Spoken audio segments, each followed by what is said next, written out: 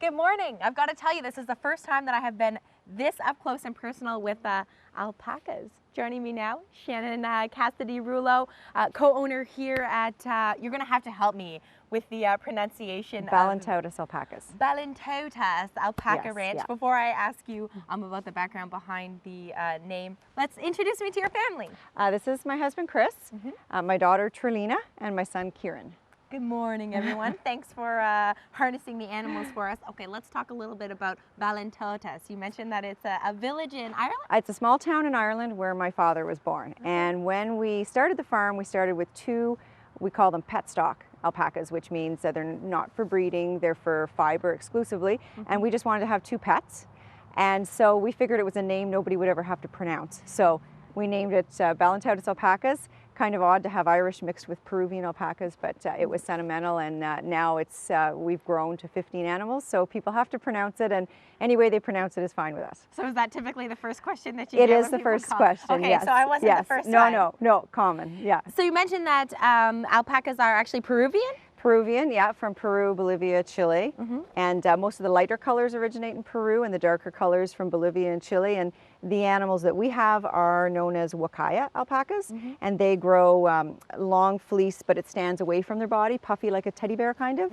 There's another kind of alpaca called a Suri with long, shiny locks, almost like an Afghan dog that drags on the ground, the locks. So two different kinds, and we breed Wakayas.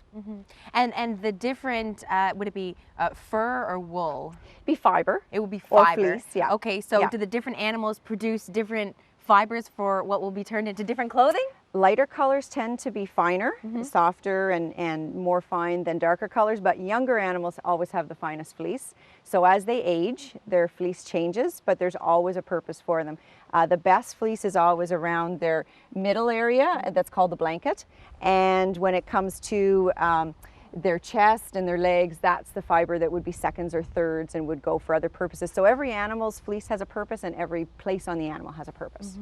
She is incredibly soft. She's soft. We've got some fleeces that are prize fleeces that went to the Navan show this year inside the barn, so you'll really feel soft when you feel those. Yeah. Okay, so how often are the alpacas sheared? They're sheared, we shear every May, so they definitely need to be sheared before the summer or else they would suffer from heat stroke. Right. They end up with sometimes as much as 6 inches of fleece, Oh. and they can carry about 10 pounds of fleece on them.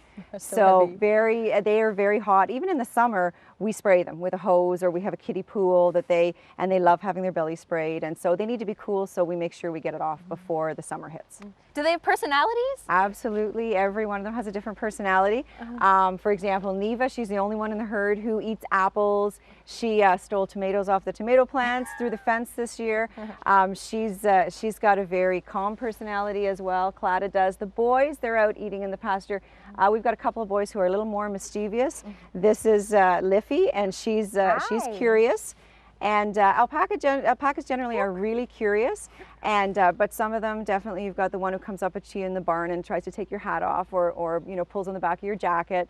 And different alpacas just interact with people different ways. Okay, Yeah. all right. So now that we've learned a little bit about the animals themselves, later in the show we're going to head into the barn, see what the wool or the fibers look Yes. like once they come off the animal, and all of the different things that you can do with them. So stay with us. That's all coming up from Braeside later on.